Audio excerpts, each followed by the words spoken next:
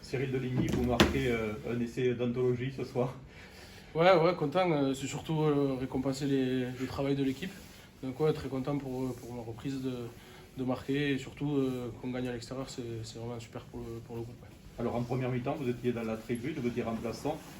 Qu'est-ce que vous en pensiez de ce match? Vous pensiez qu'il nous échappait Oui et non, c'est surtout qu'en première mi-temps, on a du mal à gagner nos duels, toutes les collisions. On se fait un peu prendre sur les rucks, sur les ballons portés.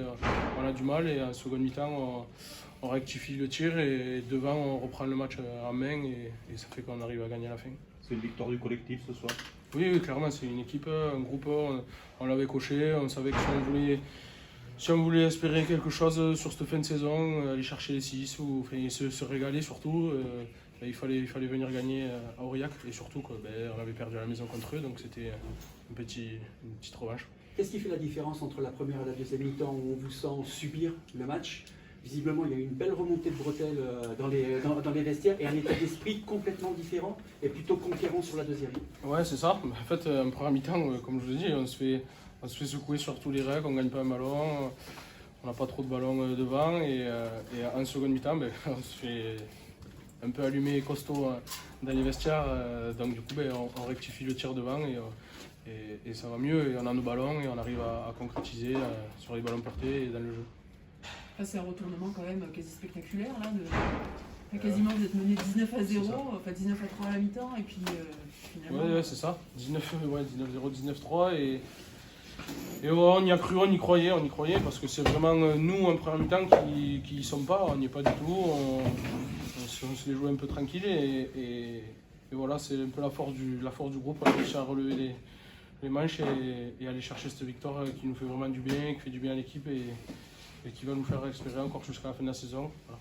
Ah oui, parce que c'est une grosse opération en plus ce soir, hein, donc au niveau du classement en plus. Oui, je ne sais pas ce qu'il y a eu comme résultat. Apparemment, vous revenez à 5 points de derrière. Voilà, donc on n'est pas loin, on reçoit 2 fois. On reçoit Béziers et Vannes. Maintenant, à nous de ne pas faire de faux pas à la maison si on veut espérer quelque chose. Mais une très belle opération ce soir et on est vraiment content.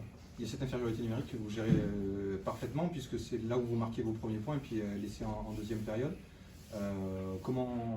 C'est la peur de prendre une danse alors que vous êtes mené 19-0 qui fait réagir comme ça? Non, justement, je pense que c'est ce carton qui nous a un peu aussi réveillés parce qu'on subissait quand même pas mal et fort même.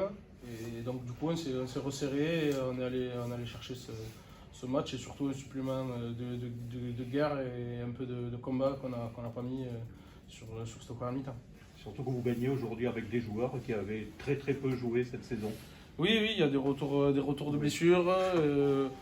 Coco qui n'avait pas trop joué et qui a fait un gros match. On est super content pour lui. Et ça, c'est là où je vous dis la force du groupe. On est un gros groupe, des copains. Et quand ça marche comme ça, c'est super. Florent, ce soir, c'est la victoire du cœur, la victoire de l'envie. C'est la victoire de quoi? C'est la victoire, je pense, de beaucoup de choses. Je pense qu'on a assisté à un vrai match de Pro D2, rude, avec beaucoup d'engagement des deux équipes. Ça tourne en notre faveur sur la deuxième mi-temps, tant mieux pour nous. Mais Aurillac a été quand même très solide, avec une très belle première mi-temps. C'est la victoire de la frustration d'un début de saison, de non-victoire à l'extérieur, de non-engagement sur certains matchs. Et encore une fois, une première mi-temps où il n'y a rien, où il n'y a pas d'envie, pas d'agressivité. Et encore une fois, il faut un peu triquer les joueurs à la mi-temps, quoi. Ça va faire trembler les murs, mais ça devient malheureusement trop récurrent.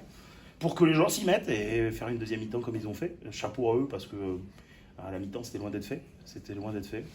Pour la petite anecdote, je leur avais prévu la pire semaine de leur vie aux avants, après la prestation de la première mi-temps. Ils m'ont un peu chambré dans le vestiaire à la fin du match.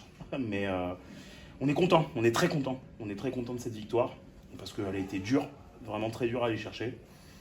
Et c'est un peu tout le paradoxe de cette équipe. Hein. On dit depuis le début de l'année qu'on a deux visages. Sur ce match, on a vu une première mi-temps où on n'y était pas du tout et une deuxième mi-temps où on a fait les choses qu'on sait faire en fait, et qu'on doit faire sur un match complet en fait. Hein. Et on en revient toujours au même. Au rugby, il faut gagner les collisions.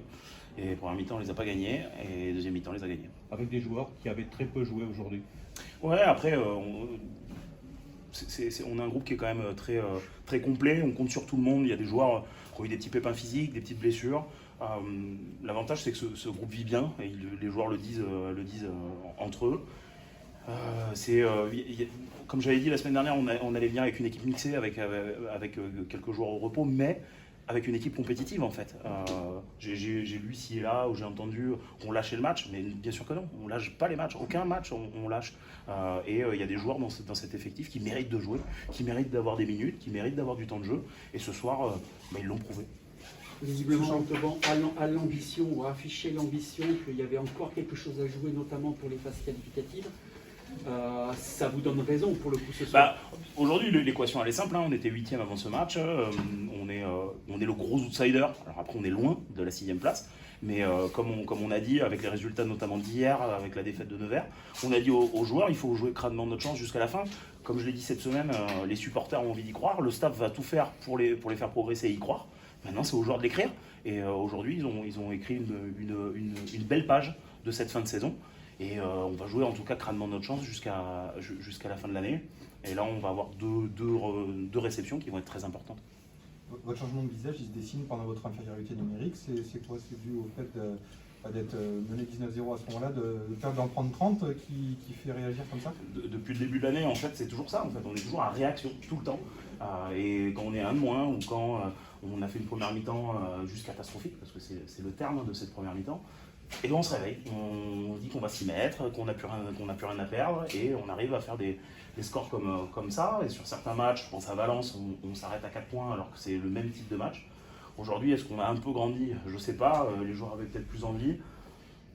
C'est toujours difficile à expliquer et à analyser, mais en tout cas, ce qui est sûr, c'est que c'est récurrent. Et je suis d'accord avec vous, sur les 3 dernières minutes de la première mi-temps, c'est là où on a enfin commencé à gagner quelques duels et avancer, alors qu'on est en infériorité numérique.